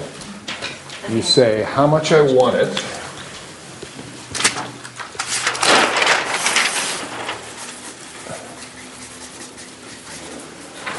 But if I feel I've had too much junk, then I won't, even if I want it a lot. So it kind of depends on where I am. All right, so the other was nutrition. Nutrition. And how much it costs. And cost. Okay, so these are criteria, right? These are the criteria that she's, the menu's there with all the options, but they're going to at some point be compared to this criteria, right? Do you have an easy time or a difficult time making choices in restaurants? It just depends. If something just leaps out at me, then it's easy. But there are times it's like I will be sort of, I don't know. So now you hear this, you've got to start tuning into the spoken word to begin to kind of detect these submodality or these representational words. She says, if something just leaps out at me, right? So what do you suppose that is? Probably a visual, oh wow, big, bright, right? But other times she says, well, I don't know, and just maybe I want this, maybe I don't want this, and you kind of go back and forth and you tell yourself you might not. So there can be this auditory back and forth thing. You kind of begin to pick that up just watching the eye accessing cues, listening to their process words, and then you begin to elicit the specific strategy. Who feels as if they have a really lousy strategy for ordering, has a hard time finally getting a... This is groggy. Yeah, only until noon, just ordering breakfast. I think it's a good strategy, but it can make it take longer for me to get through and then it annoys people. But what I'm doing is reading a menu because I'm tasting the food, reading the descriptions. So I go through until one tastes really good. Okay, now do you feel as if you make good decisions? Okay, it's simply that it takes a while, right? So you get the menu, right?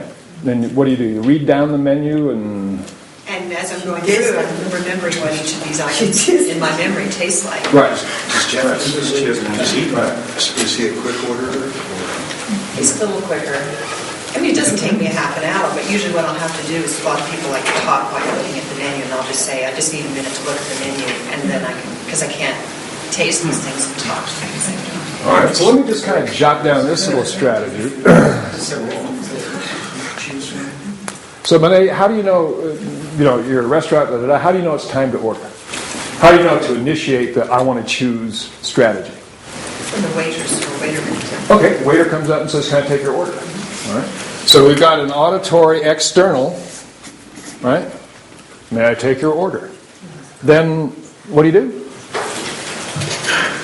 If I have questions, I have questions. Otherwise, I just order. This is what happens when you go for strategies, right? She just said it takes her a long time. She sees things, she tastes it. Now I ask the questions as well. I just order. And she has to pick the menu Right. up first before the guy comes. Yeah, you make it. This is when you're actually voicing the decision that you have made when they say, what would you like to order? This is the end of the strategy. This is the exit. What we want is everything before there. All right? I read it and I taste it. Okay, so you read the menu, right? And it says, what might it say? Huevos rancheros. Then what do? You've just got... You see how quick it goes? You see how quick it goes if you're watching her, right? So she goes... She goes visual external. She's looking at the menu, right? And then there's an auditory internal, right? She reads the menu, right? So you see it written, you read Huevos Rancheros, then what do you do? Then I sense the taste of it. Okay. How do you know you're sensing the taste of Huevos Rancheros versus enchiladas? Eye accessing cue? Yeah. Right? Boom, she goes up visual. Yeah. I'm comparing it to the other Huevos rancheros. How are you comparing it? The taste. I'm remembering the taste of previous breakfasts that were the same. Okay. So just off this written word, you're suddenly tasting these written words? So they're at a disadvantage if it was really bad the last time I had it. I want to go back to this thing of you reading the menu. It says, you're looking at the menu, it says, Huevos Rancheros. Eggs, refried beans, and cheese, and each, in my mind, each one of All right, so now are you reading this on the menu? Eggs, refried beans, cheese, right? Are you doing anything else? I'm starting to salivate. No, I want you to check this out. It may be there, it may not be there, right? I'm watching your eyes, and they're doing some visual accessing. Do you have some kind of visual representation of what Huevos Rancheros look like? Yeah, I see the food too. Oh, yeah. See, and this was totally out of her awareness.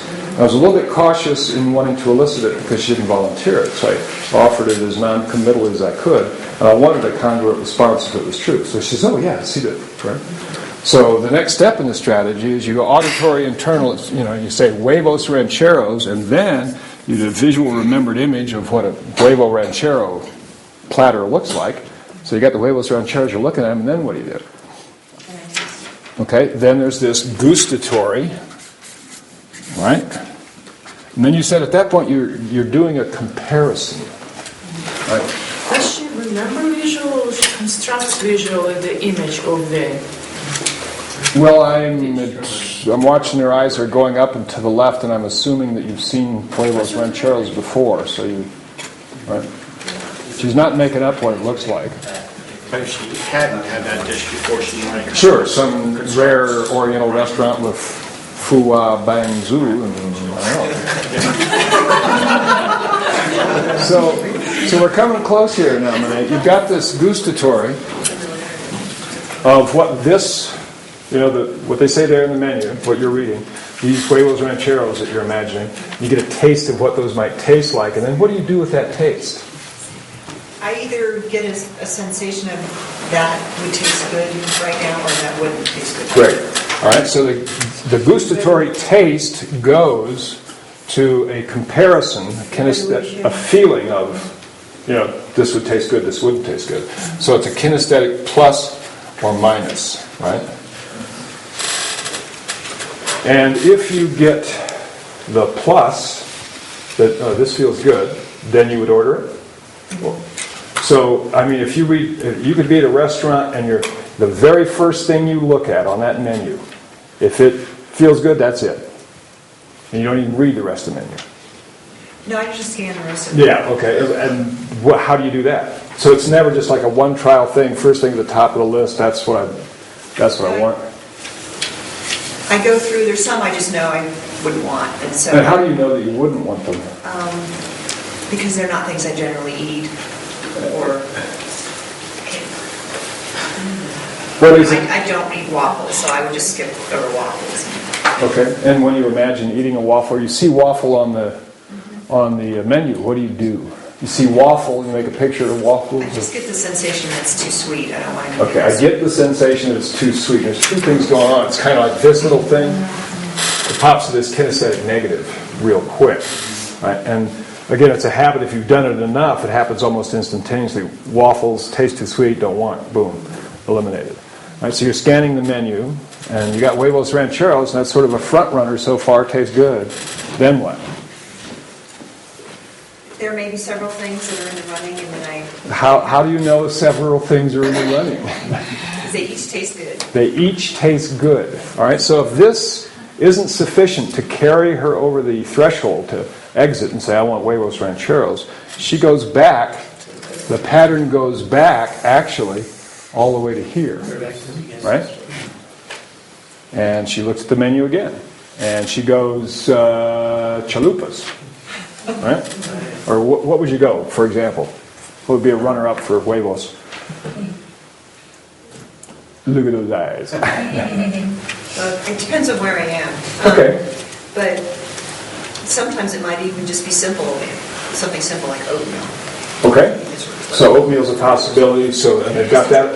Depends on kind of what. Right. They got the right. Now, when she says it depends on, right, in a strategy, when you're eliciting a strategy, they say, well, it depends on. What they're referring to is criteria. She said at one point, it depends on where I am, right? So that's going to be a criteria up front. If I'm here, then that might happen. It may be another criteria of how hungry I am, right? Those are all things that occur. They're up here up front. So when she comes back to compare this, there's a quick reference to her criteria, right? Am I too full for that, or whatever, like that? Or is it, as in Dana's case, the referral to the criteria, they may have huevos rancheros and they're $150. Well, that doesn't meet the, So there's a criterial comparison that actually is going on all the time with choices. But then when it does meet the criteria, the cost is right, it's not too heavy, those kinds of things, I'm in the right place to find this kind of food, then this strategy kicks off. All right? And so let's say oatmeal was on this same menu, would it be the same kind of thing? In other words, you would see the menu, you would read oatmeal, get a quick little flash of what oatmeal looks like and get a taste of what that oatmeal would be for you right now. And it would give you a feeling of, good or not so good. Right? All right? And if that one weren't quite so good, and you've compared it to the taste of huevos, then what might you do? If it were not as good, I would go with the one that had the best end result, and as I'm imagining it. Okay. And on an average restaurant visit, what's your sense of how many comparisons do you need to make? How many make the final cut? Yeah. Generally 2 or 3. 2 or 3? Because some people have a strategy that's maybe similar to this, but they have to read every item. And that can really take a long time. So you have a thing here for you to have a selection, a comparison of, say, 2 to 4 items, right? And then amongst that, how do you know it's sufficient? How do you know you have a sufficient sampling of things to choose from, even though there's more on the menu or whatever? Breakfast menus are pretty simple, and you can usually just say nothing from that section. Okay. So you kind of hone in on what you found familiar and good before, and then you select. Great. So this is, in a sense, it's part of a decision strategy, and sort of like a learning strategy. She does some pre-selection up front. I don't want anything from this. I don't want anything from that, and it narrows down the stuff she actually has to decide on and run through this strategy. Right? Cool. And then when she does a comparison, right? Now, this kinesthetic plus or minus, my assumption is that this is a comparison to the previous samples. In other words, if you're running the oatmeal through, the feeling that you get after you taste it, this is the comparison to does it feel better or worse than the huevos. Right? And then you get 2 or 3 of those, right? It's taste and feel. Right, these are- It's about how you feel after you eat. Great. These are almost what's called a synesthesia. These happen, this taste feel is real close in time. It's not just taste separate and then how do I feel about that? It happens almost spontaneously, right? And then you have enough of a sample, 3 or 4 of them, right? And then the one that has the biggest plus.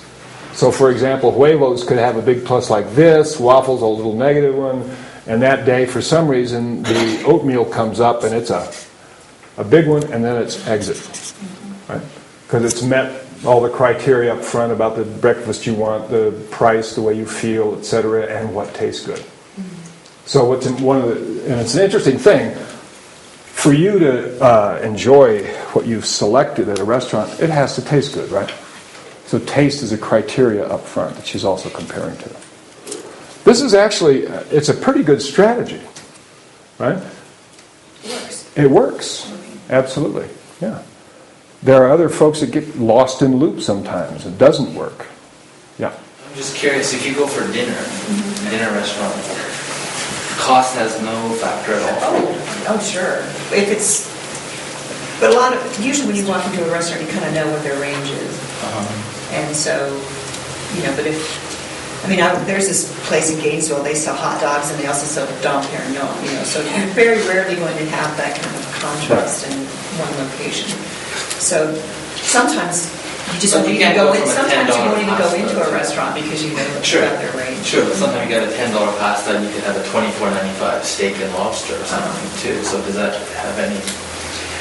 Well, sometimes when I'm evaluating that, I'm thinking, well, how much will I have left over that I can make a second meal out of tomorrow? And then it will be like what Dana's saying. Then it's worth it, the cost benefit, because I'm getting 2 meals out of it. Right. Now, you understand this, though. These are all criterial considerations before the decision is even made, right? In other words, it's like you're going out to a restaurant. You get together with friends, and if it's Thursday night, you're going to be gone for an hour, no big deal, and you want to stay within a budget and go to a place where there's a sampling that everybody can get pretty much what they want. That sorts from a whole bunch of restaurants in town to the ones around you. Location might be one. So there's all this kind of preamble that occurs way before you even look at the menu, right? It could be contrasted with it's somebody's wedding reception. You're taking them out for the special dinner. So suddenly the thing of cost, that criteria shifts. A different, bunch of restaurants light up. But then even within the restaurant, like you say, there could be the $10 pasta, the $24.95 steak, and the criteria of expense or cost is considered up front. So it's a sorting filter for the whole menu. And that happens before you actually get into the... That's what she's saying. You look at certain sections, it's like, well, all the seafood on here is over $20, and I don't want to go that high, so I'm not even going to look at those. I won't even, why disappoint myself? Sure, it tastes good, but I'm not going to, right? But some people actually do disappoint themselves. God, I wish I could afford because they get the great taste of the mahi-mahi, and then they go, oh my God, $24.95. I can't buy that, but oh wow, look, lobster, $28. Oh, that tastes wonderful. Oh my God, $28. So depending on, if you don't sort your criteria out cleanly, a decision-making process can be really unpleasant, right? But if you have them sorted out cleanly and you stick to the criteria, it's generally pretty streamlined. And you're sorting by things that really kind of matter to you, like what's it taste like and does it fit my budget and like that. And you're satisfied with the decision that you've made. Yeah. Could she overlay the strategy for waking? Possible. Let's discuss this after we do the exercise. We'll look at that. There's some definite possibilities here. Okay, this has been we've seen a couple of elicitations. We've seen waking up, and we've got Cheryl's and Monet's strategy for waking up, and this is a strategy for ordering in a restaurant from a menu, right? And we've hopefully made it clear enough that there's a difference between the actual decision-making process from the menu and the kind of background criteria that gets you there in that restaurant at that time with that menu. And that could have to do with location to the house, the cost, how hungry you are, whatever, right? But then when you're actually there ready to order, this is what we're after in this first little run through on strategies. So what I'm going to have you do is get together with, I think we'll do 2 rounds of this maybe before lunch. I'd like you to do this in groups of 3. I want there to be 2 people eliciting the strategy and 1 person, telling them how they go about making a decision. And just sort of for an experiment, this is a first run through.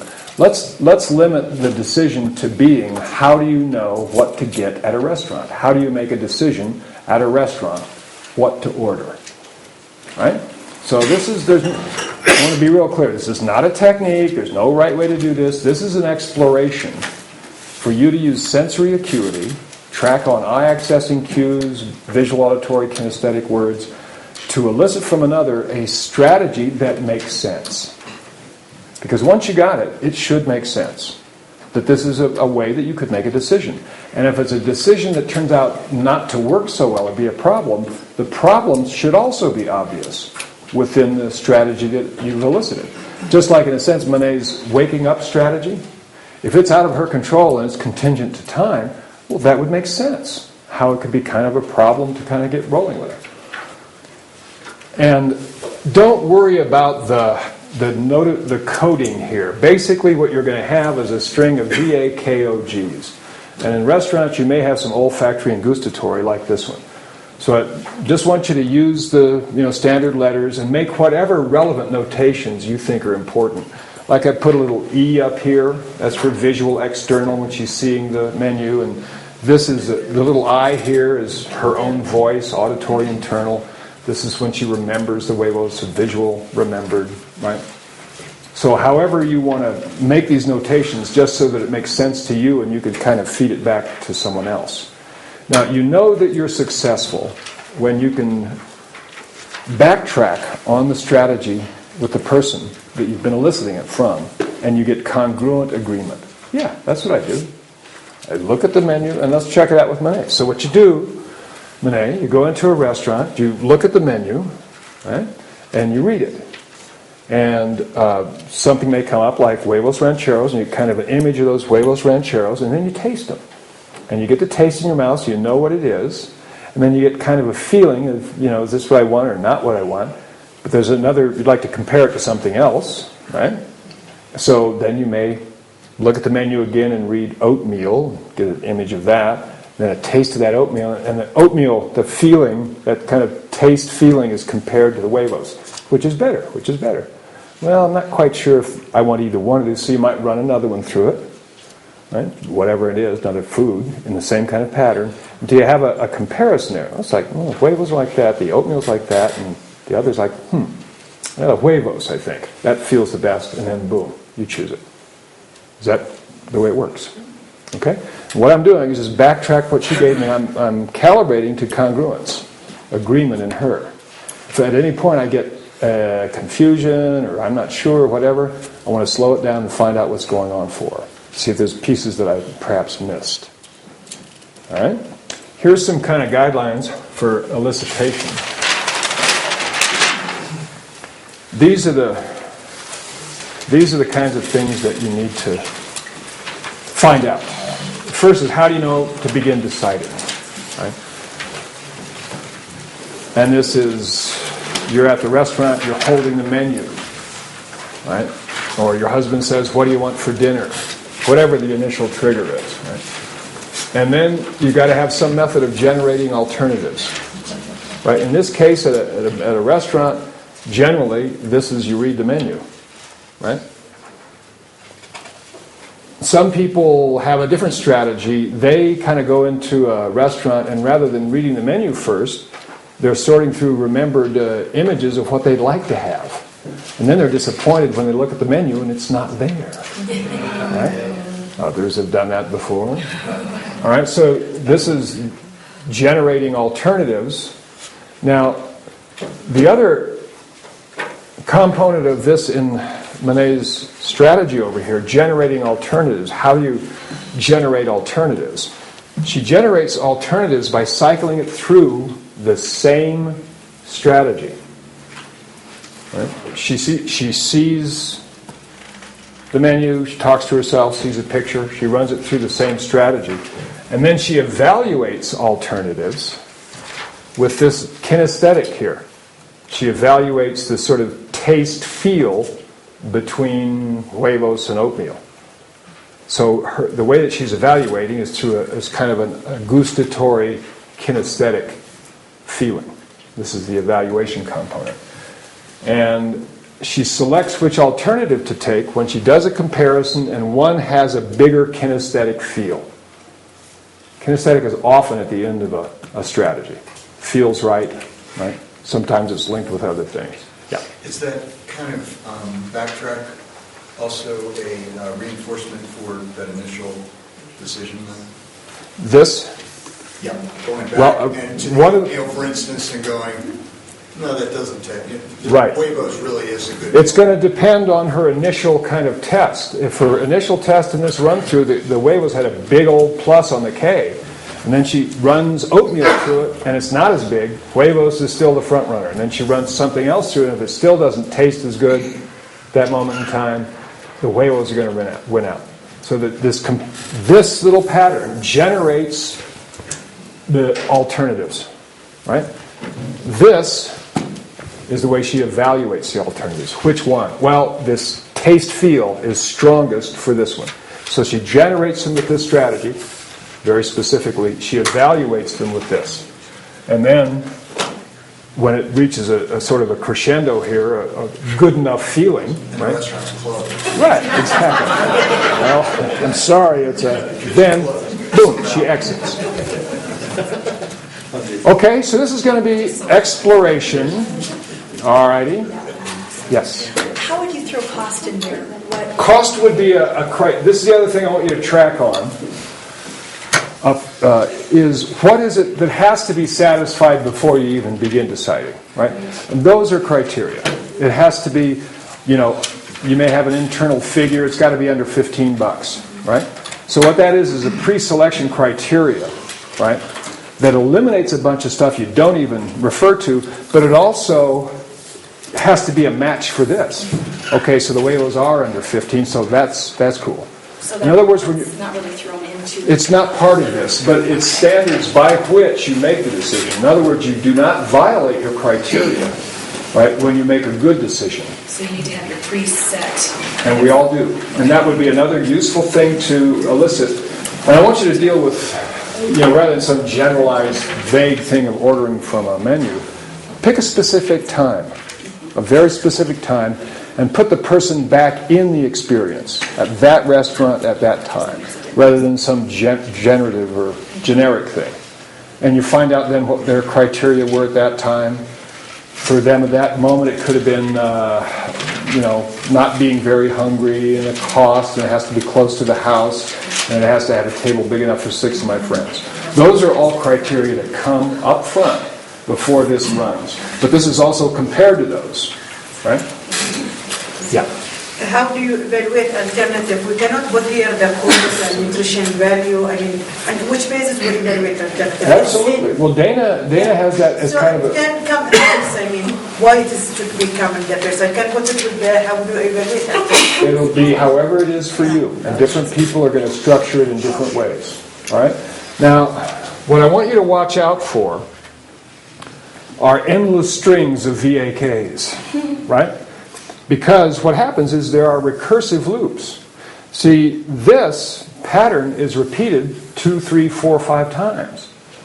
So I want you to watch that. If you start getting repetition, make a little loop back.